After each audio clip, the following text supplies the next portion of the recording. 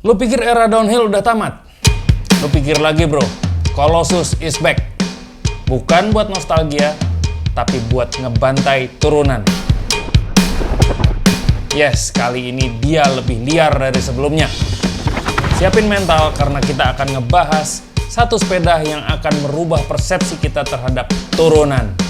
Karena kita akan ngebahas puncak mata rantainya sepeda Fulsus Polygon. Roll the camera and action.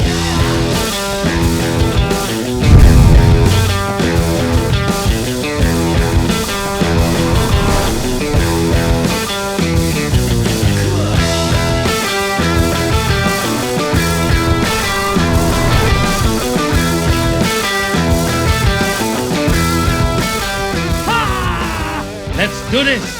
Rock and roll!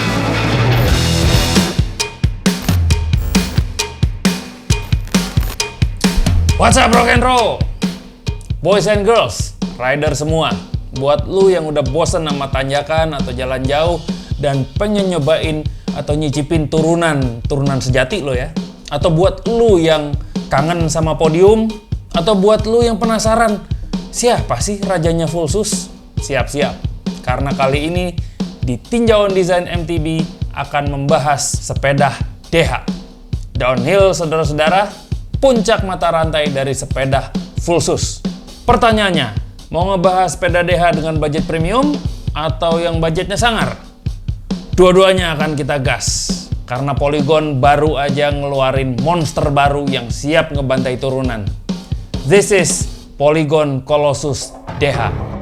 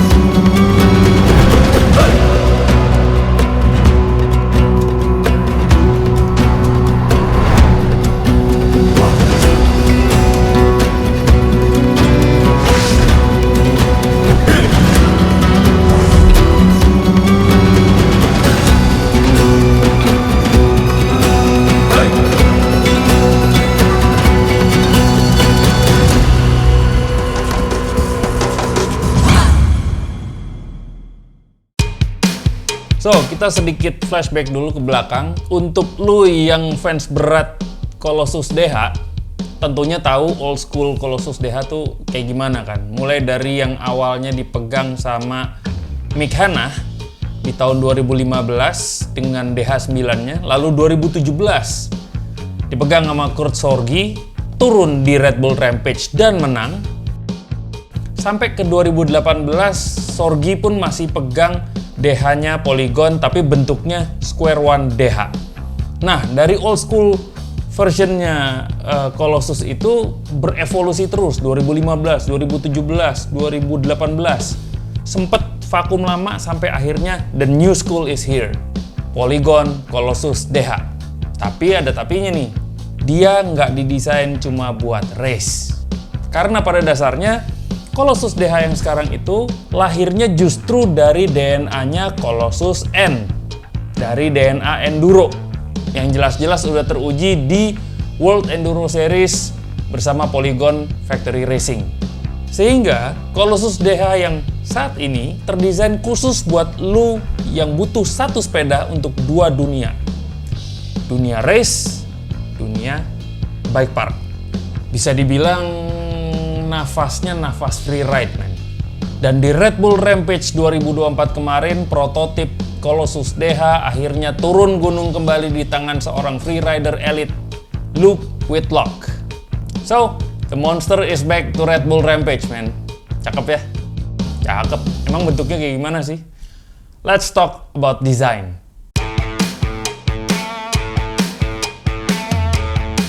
Colossus DH dibangun dengan material ALX spec downhill, profil framenya bulat-bulat, sehingga kesan old schoolnya masih tetap berasa.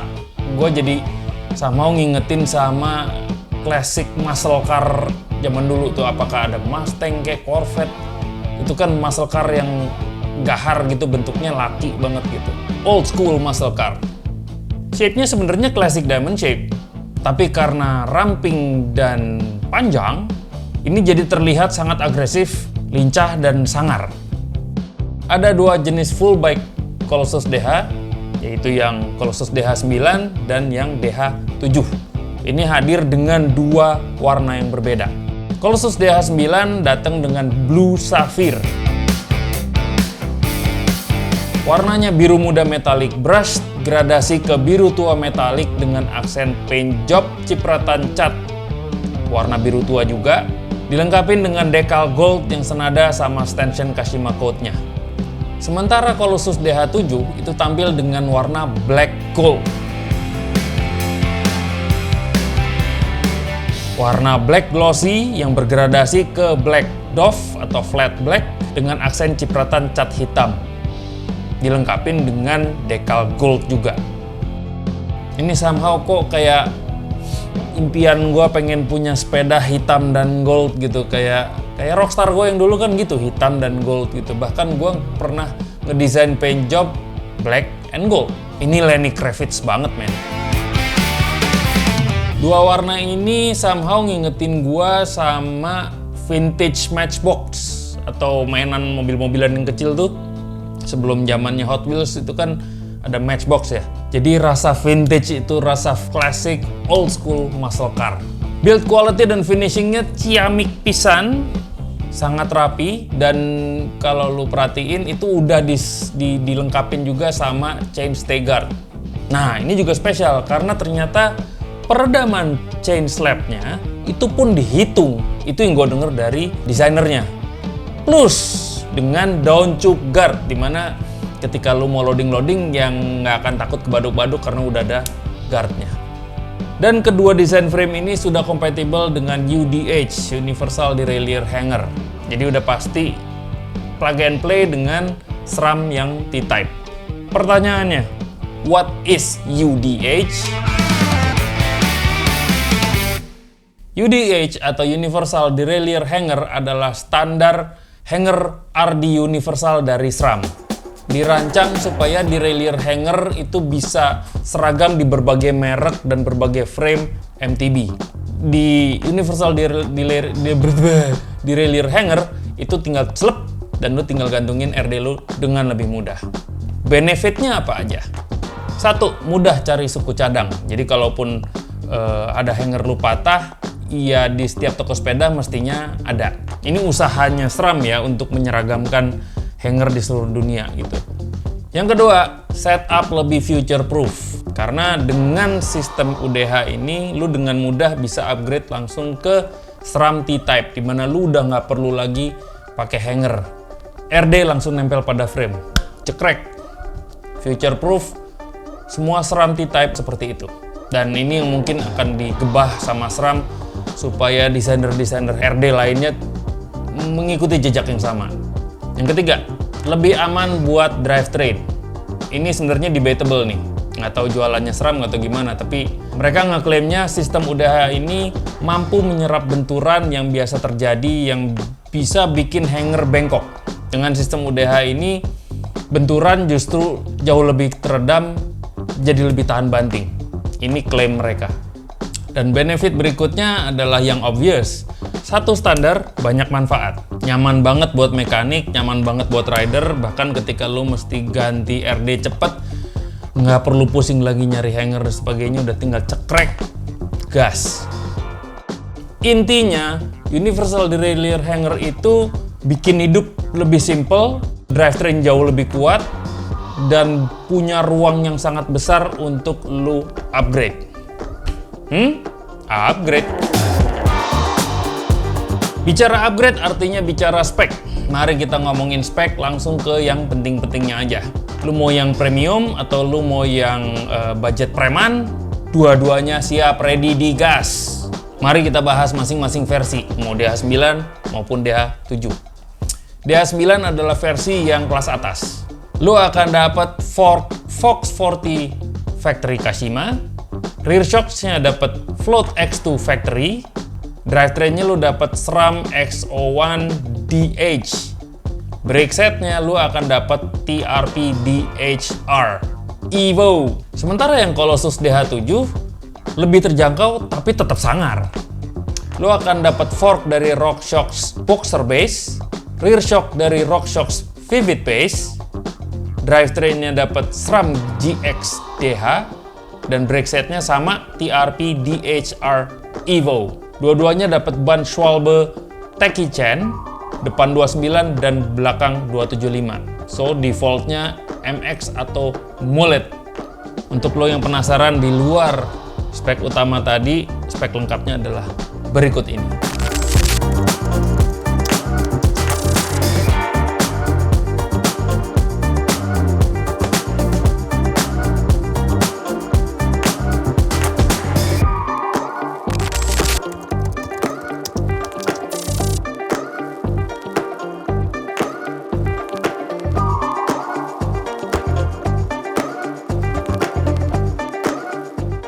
So, mau spek premium siap, spek preman pun siap. Tapi yang pasti, kedua-duanya sudah dilengkapin sama teknologi kerennya Polygon, yaitu IFS, Independent Floating Suspension. Let's talk about the heart, jantungnya dari Colossus DH, yaitu IFS, Independent Floating Suspension. Susah bener ngomongnya. Tapi jangan tertipu sama namanya yang susah disebut. Ini prinsipnya sebenarnya sangat sederhana. Ini seperti otak canggih yang berhasil misahin antara arah gerak roda belakang dengan perilaku rear shock loop. IFS ini pakai sistem 6 bar linkage, yaitu 6 batang yang nyatuin antara rear triangle belakang sepeda lu dengan main frame, dengan frame utama sepeda lu. Tapi sistem ini juga yang bisa mengatur dua hal penting. Satu, wheel path alias arah gerak roda belakang. Jadi gini, ketika sepeda lu lagi ngehajar serial batu-batuan, atau abis landing dari gap jump, itu ban akan merespon segala benturan dengan cepat, naik dan turun, dandang, gitu loh, tanpa ada delay yang kelamaan. Jadi mau lu ngehajar batu serial gede-gede kayak gimana pun juga, bread. Lu mau loncat, drop jump dan ngejebret ke tanah, blar dengan mudahnya, dedek, dia akan kembali ke posisi semula. No delay club. Tuh, artinya nggak aman dong, jedak-jeduk sembarangan, random dan chaotic dong. Nah, disitulah ajaibnya. Yang kedua, dengan sistem ini, gerak roda belakang seheboh apapun juga nggak akan berpengaruh banyak terhadap perilaku rear shock. Ini terbukti dari anti-squatnya yang cakep banget. Saat lu pedaling keras, lu power pedaling, tidak terjadi bobbing yang berarti. Ini karena sistem suspensinya yang udah diatur supaya ngelok separuh gerakannya ketika lu lagi pedaling. Jadi nggak zoom, nggak begitu sih rear shock, tapi baru setengah dia udah berhenti. Dep. Anti squatnya cakep. Berikutnya adalah anti rise-nya juga cakep di 93%. Anti rise tuh gue gimana ngejelasinnya ya? Gini deh, pakai sepeda gue Yeti kesayangan. Jadi ketika dia sepeda lagi turun nih, lalu belakang rem, itu yang terjadi adalah seluruh bobot tubuh lu itu ngikutin momentum ke arah depan bawah. Ketika sepeda nungging, di sini ngerem, otomatis si rear shock ini akan memanjang, cus. Otomatis rear shock terkunci, nggak bisa bebas bergerak kemana-mana, alias locking, membuat sepeda jadi nggak stabil. Anti-rise adalah untuk menanggulangi masalah ini. Ketika anti-rise tinggi, ini sepeda mau direm segimanapun juga ketika turunan chaos, dia posisi stabil dan tidak terpengaruh oleh apapun. Fork nggak akan nyelup terlalu dalam, dan rear shock nggak akan memanjang. Dia tetap stabil. Cep. Posisi riding lu tetap aman, stabilitas terjaga, traksi juga terjaga. AFS itu memastikan lu bisa brutal tapi tetap kontrol. Lu nggak perlu khawatir tentang bagaimana lu pedaling, jangan sampai mot-motan atau lu ngerem ngerasa nggak nyaman. Nggak perlu khawatir, semua udah dipikirin. Posisi riding, posisi sepeda aman di tangan AFS. Dan itu semua ditambahin lagi oleh satu feature keren, yaitu geometri yang bisa lu adjust. Geometri. Oke, kita bahas geometri utamanya dulu. Colossus DH punya ciri khas DH yang kental, yaitu reach-nya panjang di 460 cm. 4,6 meter dong, salah, 460 mm. Sehingga ruang gerak lo di atas sepeda jadi luas. Selain itu ada fenomena aneh nih. Kalau lu perhatiin, pada setup mulet, head angle di 62,6 derajat atau 63 derajat. Si tube angle-nya di 78,1 derajat atau 78,5 derajat. BB height-nya di 350 mm atau 356 mm. Sementara chainstay di 446 atau 445 mm. Kok banyak ataunya? Sementara di setup all 29er, head angle di 62,8 derajat atau 63,2 derajat. Si tube angle-nya di 78,3 derajat atau 78,7 derajat. BB height-nya di 352 mm atau 358 mm. Sementara chainstay-nya bisa di 446 mm atau 445 mm. Pertanyaannya, kenapa dari tadi ada atau-ataunya? Aneh kan? Gini, dari sisi geometri ada 4 konfigurasi geometri yang bisa lu adjust sesuai dengan kebutuhan lu. Apakah 4 konfigurasi itu? 1. Head angle. Sepeda ini pakai headset 1,5 inci, yang artinya lu bisa bebas ngubah-ngubah head angle pakai angle adjust cups, yang banyak sekali lu bisa beli di pasaran. Mau agresif buat race, lu tinggal set angle-nya di 61 derajat. Semakin slack, ya semakin rebah, semakin kebut buat dipakai di turunan. Siap buat race. Mau lebih santai main, lebih lincah, bujak-gijek, ya set di 63 derajat, dan lu bisa pakai itu di bike park. Yang kedua, shock mount pakai flip chip. Ini feature yang powerful. Lu bisa atur ketinggian BB lewat flip chip ini. Di posisi high, otomatis BB akan naik. Otomatis ground clearance lu jadi lebih lebar. Ini cocok sekali buat trek-trek technical banyak batu atau banyak obstacle yang gede-gede di bawah sepeda lu. Sementara untuk posisi low, BB otomatis turun. Center of gravity otomatis jadi semakin rendah. Ini semakin stabil dan semakin nyaman buat dipakai kebut-kebutan. Yang ketiga, masih flip chip juga, tapi kali ini posisinya ada di drop out, di belakang. Ini fungsinya untuk ngatur apakah ketika lu setup mulet 29 depan 27 belakang, lu bisa pasang flip chip di drop out ke posisi high atau tinggi, biar geometrinya tetap balance. Tapi ketika lu pengen punya konfigurasi full 29er, 29 depan, 29 belakang, lu tinggal atur flip chipnya ke posisi low. Sehingga roda belakang nggak terlalu ngangkat ke atas, lu tetap punya stabilitas di situ. Dengan keseluruhan konfigurasi ini, secara umum wheelbase sepeda itu jadi bisa berubah-ubah. Meskipun rear center ini cuma berubah 1 mili dari 445 mili ke 446 mili, tapi keseluruhan wheelbase itu bisa berubah, bisa sampai besar banget. Dari mana? Mostly dari front end. Justru karena si head angle dan si flip chip yang di shock mount itu membuat dia jadi lebih kebuka. Wheelbase jadi lebih panjang, sepeda jadi lebih stabil di speed tinggi, tapi masih tetap lincah karena di belakang cuma perubahannya 1 mili doang. Cornering sama sekali nggak kaku, kutak-kitek, bebas. Intinya, Polygon itu semacam ngasih remote control ke lu untuk ngatur bebas. Lu mau adjust sepeda ini mau kayak gimana geometrinya. Tergantung dengan track yang lu mainin, atau tergantung dengan riding style lu.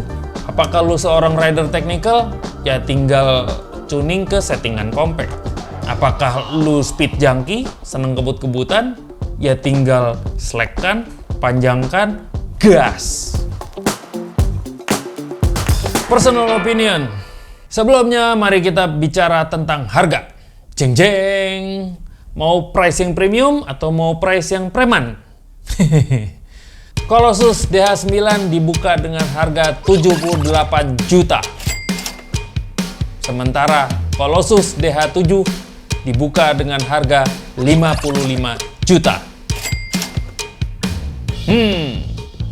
Dengan desain yang kinclong, teknologinya juga cakep, terus udah pakai UDH, future proof itu kan.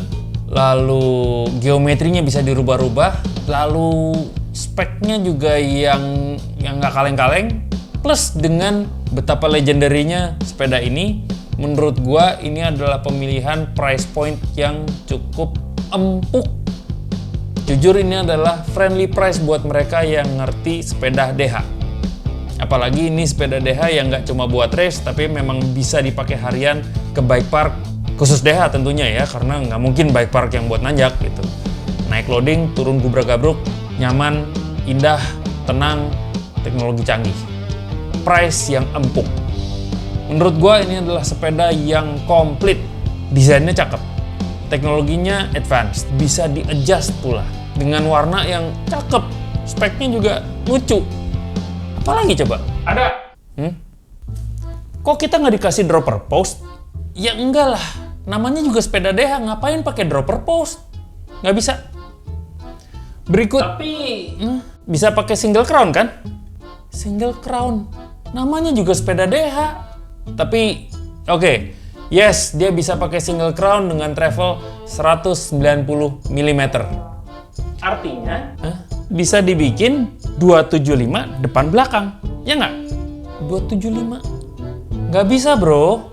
Ini tuh cuma bisa mulet 29 depan 275 belakang atau full 29 depan belakang. Itu kebut edan tuh. Ya, tapi kan gue biasa pakai 275 bro.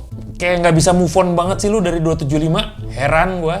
Ayo, mau tanya apa lagi? Cukup ya, segitu ya? Siap, juragan. So, menurut gue Colossus DH itu adalah sepeda evolusi. Polygon emang udah ngembangin ini dari 2015, terus ngikutin zaman, ngikutin karakter riding tiap orang 2015, 2017, 2018, sampai akhirnya sekarang 2025.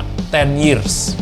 Dan kali ini di 2025, komplit udah nyiapin sepeda DH yang bisa lu adjust dengan karakter riding lu.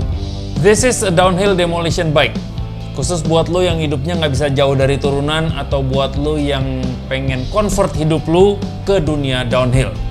Dari tadi gue bicara tentang kelebihan Colossus DH. Lalu apakah kekurangan Colossus DH 9 maupun 7?